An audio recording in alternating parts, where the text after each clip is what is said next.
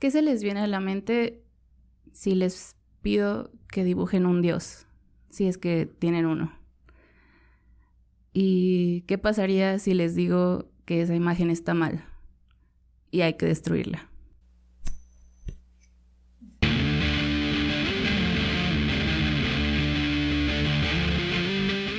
Hola a todos y bienvenidos a la sección más underground de Pasavante.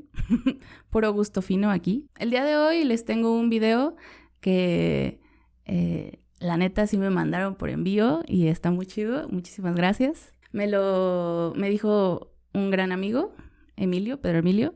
Muchas gracias por recomendarme este tema. Es un tema que ya habíamos tocado un poco en un video y en un reel antes. Vayan a verlos. Se trata de la iconoclastia. Antes que nada quisiera como centrar en dónde voy a estar hablando, en qué periodo. Va a ser en el Imperio Bizantino, que es el nombre que se le da a Constantinopla y como al imperio que sale de esa ciudad, que por si no saben es la capital.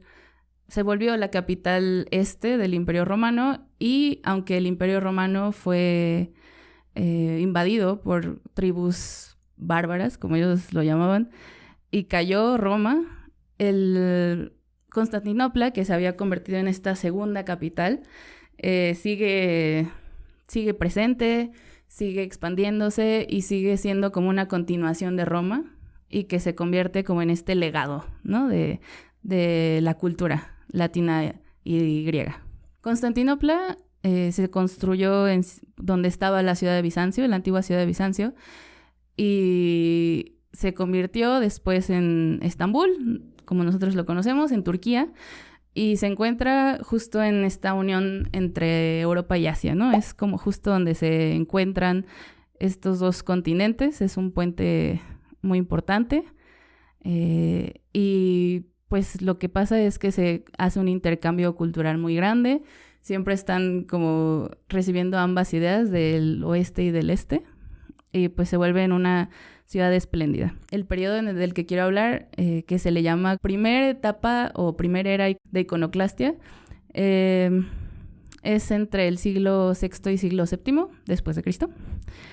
Y sigue como qué es lo que pasó cuando se hizo como esta reforma en la que ya el cristianismo era la religión oficial del imperio, claro, pero ¿qué pasó cuando comenzó a hacerse ciertas modificaciones en cuanto a cómo se debería de llevar el cristianismo?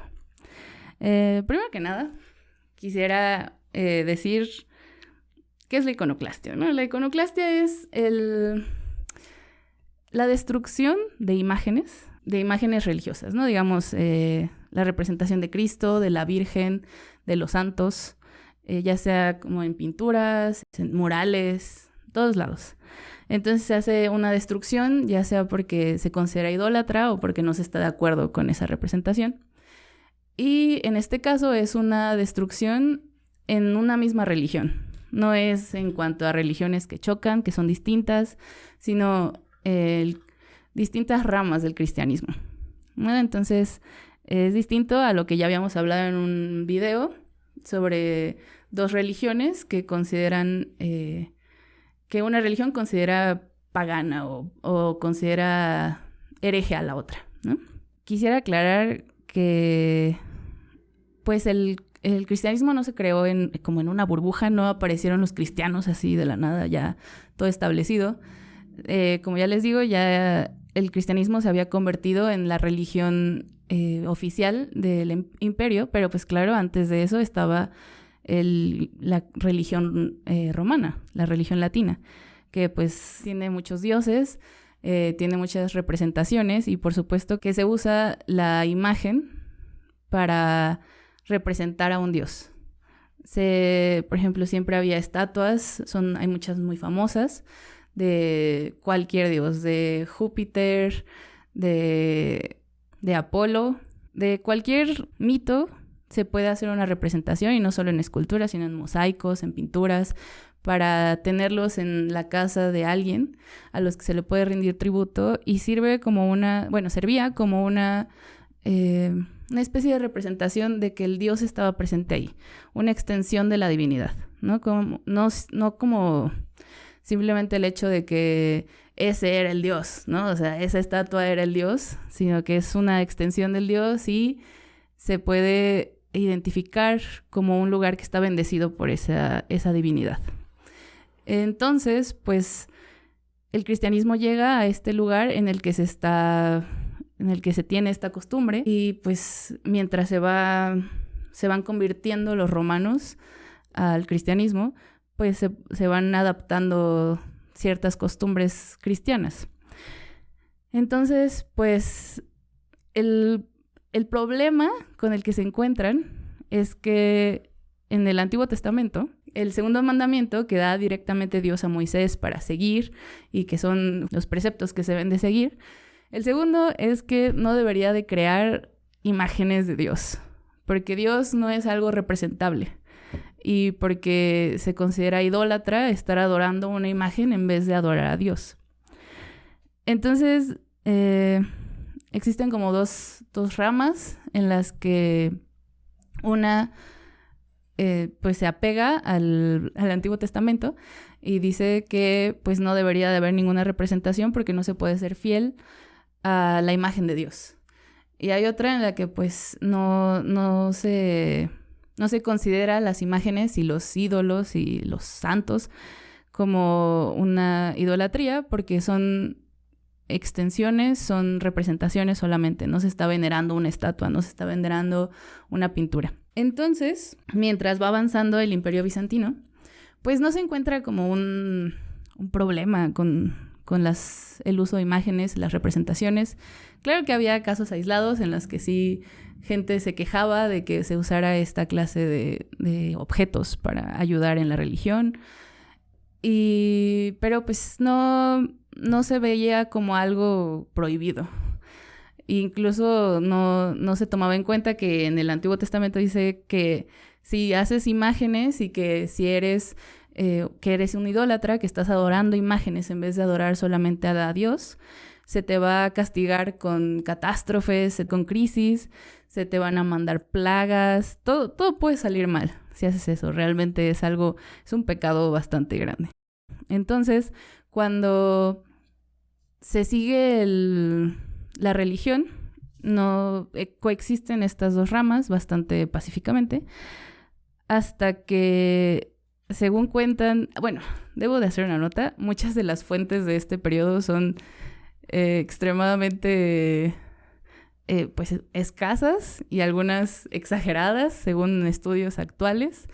Al final debo decir que, pues como sabemos o como se pueden imaginar, los que estaban a favor de los íconos terminaron, digamos, perseverando, se aceptaron los íconos como símbolos de la religión.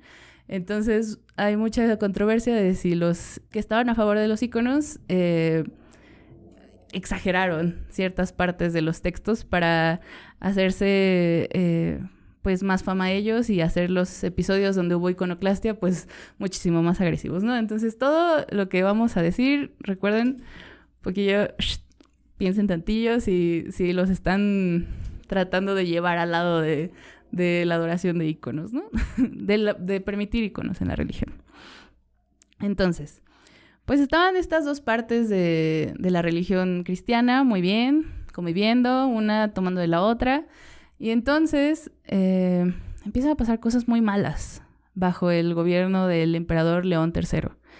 Empiezan a haber hambrunas, hubo un ataque de los árabes, hubo pues bastante inseguridad, explotó un volcán, güey. Explotó una isla volcánica. Y entonces, según esto, el emperador León III es el primero en decir que los íconos están mal. Y según unas fuentes dicen que él creía que todo lo que le estaba pasando a Constantinopla era porque adoraban íconos y porque tenían todavía esta costumbre pagana de creer que que una imagen puede ser algo divino. Y entonces, pues él manda a quitar una estatua de Jesucristo que estaba en la puerta de Calcis, que era una de las puertas del Palacio Imperial de Constantinopla. Entonces manda a quitar esta estatua, se pierde toda descripción, no sabemos cómo era, solamente hay como especulaciones de qué era cómo estaba representado Jesucristo. Y se supone que durante este suceso, muchas personas que fueron a quitar la estatua por orden del emperador, pues terminaron siendo asesinados por alguna gente que adoraba, que no estaba de acuerdo con lo que estaba pasando. Entonces, pues empezó a verse como cierta persecución hasta que se supone que en el 730 después de Cristo, León III hizo una ley que decía que estaba mal toda adoración de íconos y de estatuas. Por supuesto que hay personas que dicen que esto de que León III creía que que se estaba dando como un castigo divino hacia los habitantes de Constantinopla, pues no era verdad y que era una cosa meramente de dinero o meramente militar, porque los monjes y muchas personas que estaban bajo, digamos, en los monasterios, pues estaban exentos de hacer servicio militar, estaban exentos de que fueran llamados a la guerra. Y pues bueno, no estamos seguros de eso.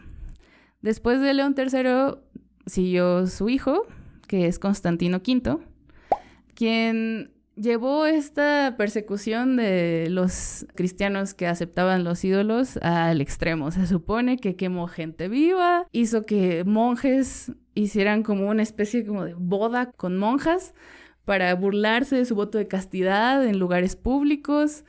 Echó pinturas al mar, quemó muchas representaciones de santos, quemó muchas reliquias. Llamó el concilio de Hiería, que declaró que estaba mal toda adoración de un ídolo y que no se podía... que el hecho de adorar un ídolo se entendía como que Dios tenía dos naturalezas, la humana y la divina, por el hecho de que Cristo bajó al mundo, y que si hacías una representación, solamente podías representar la naturaleza humana de Dios, de la divinidad. Y entonces estaba dejando de lado toda la representación divina. Entonces estaba separando las dos partes de Dios, y eso es una herejía muy grande. Entonces decidió eliminar toda clase de adoración de santos y toda clase de adoración de pinturas, de íconos. Entonces se continuó esta persecución hasta que murió Constantino V y siguió su hijo, que duró muy poco en el trono, entonces no hubo una gran cantidad de persecuciones. Y este primer periodo acaba cuando la emperatriz Irene decide llamar el Concilio de Nicea, en el que pues se reúnen muchos representantes de las iglesias, y se supone que esta emperatriz desde antes, ella estaba en una regencia de su hijo, desde antes ella adoraba íconos secretamente y pues ella manda a restaurar esta adoración. Y así se acaba el primer periodo, con, digamos, los íconos que se vuelven a instaurar como objetos de religión, y se dice que pues realmente no es una cosa mala enseñar a tener distintos objetos para acercar a las personas a la religión. Porque pues recordemos que no todo el mundo sabía leer, entonces no todo el mundo iba a poder agarrar una Biblia y decir, claro, ya me siento más cerca de esta religión, la voy a adoptar como mía, sino que pues podían entrar a una iglesia y ver una representación pues de la historia de Jesús, de todo lo que pasó, y no había necesidad de que tuvieran que agarrar un libro o que pudieran entender todo lo que estaban diciendo en la iglesia. Entonces, ¿cuál fue el problema? ¿Cuál es el problema de la iconoclastia? Yo creo que el problema es la posible amenaza y como la pérdida del poder de las formas de acercarte a la religión.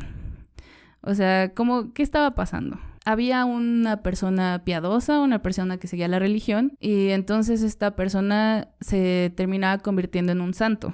en los ojos de los cristianos. Entonces, todas las cosas que tocó durante vida y incluso partes de su cuerpo a veces se consideraban reliquias.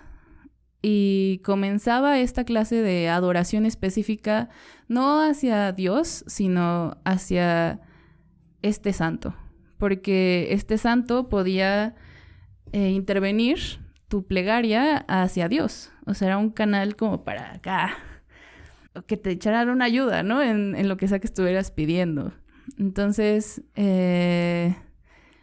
pues se comienza a abrir todos estos canales y la gente comienza a adorar cosas que no son necesariamente Dios o figuras que no son necesariamente Jesús o la Virgen María, sino que se empieza a ampliar a todo este rango de santos, ¿no? Y eso limita un poco como tanto el poder de la institución de la iglesia, ¿no? Porque algo que yo pienso es que no hay nada de malo en la religión. Creo que es algo que puede hacer que tengas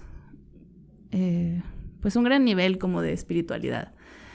Pero el problema es, digamos, con a veces las formas en que las instituciones, sea cual sea de cualquier religión, se llevan el poder que tienen después de tener tanta gente que adora a su Dios, ¿no? Entonces, el hecho de que se abran estos canales implica que la gente tiene una religión más personal y no necesita ir a un obispo, no necesita ir a una iglesia específicamente para llevar a cabo esa veneración a una divinidad, ¿no?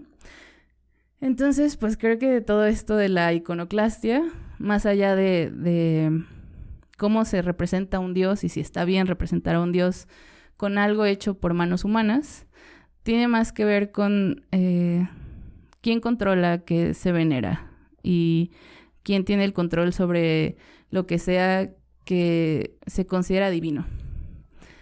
Entonces, pues creo que no es necesario como esta destrucción impresionante que ya después pasó cuando fue la Reforma en varias partes de Europa, en Inglaterra, en la que se destruyó cualquier signo de estos íconos que había, ¿no? Que se dividieron de la Iglesia Católica, del Papa y del Vaticano.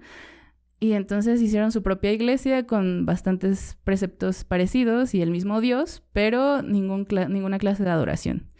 Y entonces eso genera que se pierdan muchas cosas, se pierdan imágenes, se pierda una ciertos productos de un intercambio cultural que pues pudieron haber servido para ver toda esta evolución, ¿no? De una religión.